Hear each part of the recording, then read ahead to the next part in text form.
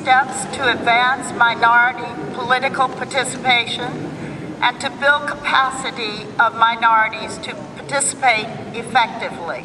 The first of which is from Congressman Alcee Hastings, who is the co-chair of the U.S. Helsinki Commission and was also the co-chair of the Black European Summit. It's such a marvelous compilation of people from all over the world, and indeed, all of you are making a difference. I learned a lot this morning, and I obviously am very honored to have an opportunity to make a presentation. And Ms. McDougall, thank you for inviting me to present on this particular subject. And I also am very pleased that my chairlady of the Congressional Black Caucus was chairing this event. And I'm honored to be here with Dr. Donna Christensen and Mike Honda to continue our participation. As the chair and co-chair of the U.S. Helsinki Commission over the past few years, I have been tasked with the responsibility of monitoring and supporting 56 European and North American countries' efforts to uphold the Helsinki Accords and related commitments, including fostering equal rights and combating intolerance and discrimination. A series of hearings we held in the U.S. Congress on these issues, including existing inequalities and discrimination faced by Black Europeans and other visible minorities. I've spent a lot of time on Roma and Sinti throughout the OSCE sphere. They led to a call for action.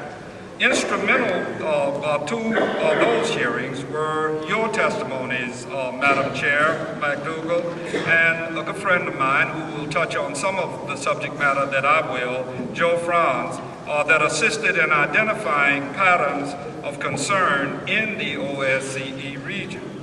Following those hearings, I introduced the first United States bill calling for transatlantic government partnerships to combat racism and discrimination, and partnered with the United Nations working groups of people of African descent head, Joe Franz, and current and former parliamentarians, Harlem Desir from France, Claude Moraes, and Glenn Ford, to begin an initiative that would support the needed involvement of minorities in the policy-making arenas to effectively address these issues. I'm happy that a number of our colleagues are here today. The resulting event was the Black European Summit, Transatlantic Dialogue on Political Participation.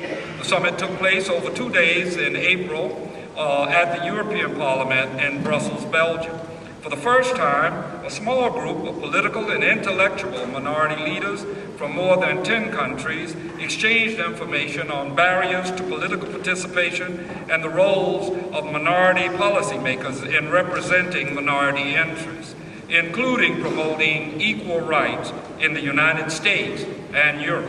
Following the event, participants adopted the Brussels Declaration, which addressed the importance of and strategies for increasing racial and ethnic minority political participation. Materials you can find, my colleagues, on each of these initiatives have been made available. Whether a parliamentarian, a mayor, a city councilor, we found that we had much in common.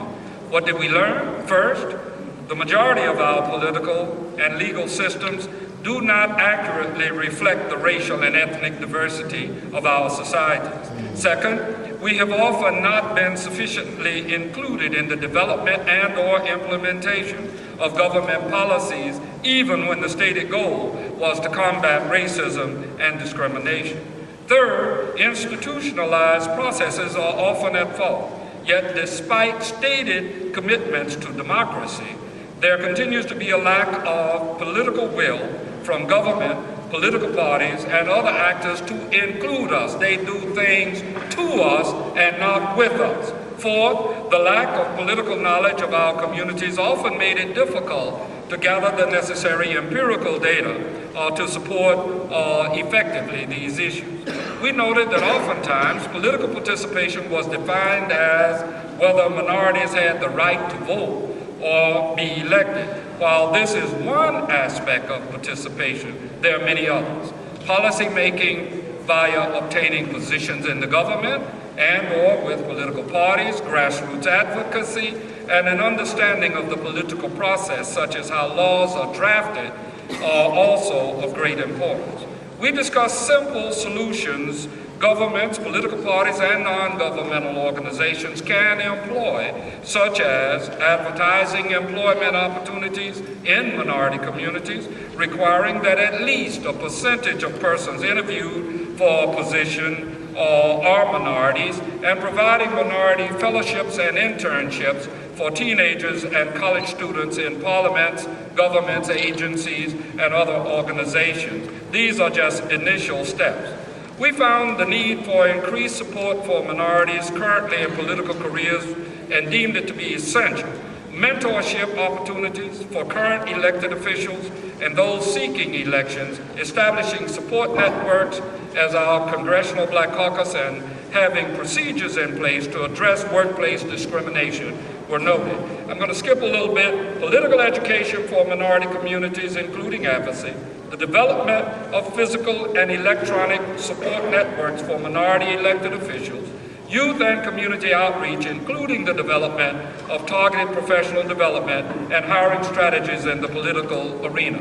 Madam Chair, I'm a stickler for staying on time, so I had more to say. I'll leave it at the desk. Thank you. Queen Quet.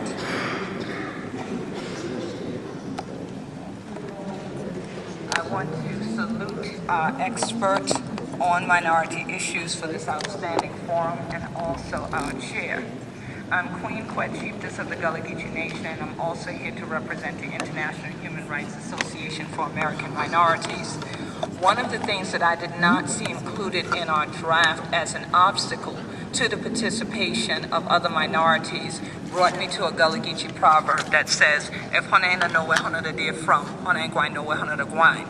So you need the people who actually know the traditions to be valued within the process. One of the aspects that is often a part of minority lifestyles and tradition continuance is oral tradition and the passing down of their traditions orally, not necessarily in a written format. But we find that more often than not in many of the state's forums that the oral traditions are devalued. And if that is devalued, the group as a whole feels devalued and then does not actively participate in the process. So I would like for some form of inclusion to be placed within the presentation that will go forth to the full commission in March in regard to valuing the traditional systems, including that of the oral tradition. Also, including the traditional leaders of the community that continue the traditions in a leadership position, not being relegated to having to then take leadership from those who have been chosen by the majority group or by a different minority group to then represent the interests that are considered more palatable more often than not to the state, because often the ones who are chosen by the states or the majority group are those that will not challenge the majority group's interests and thereby often don't have the traditional continuance as their focal point. And then the last thing is that I would suggest that just as there is a clear definition of minority close to the beginning of the draft, that there also be a clear definition of self-determination and what that is, and that the states or the majority groups should not criminalize those that seek self-determination, but that they see clearly that self-determination is inextricably woven within the fabric of minority rights protections.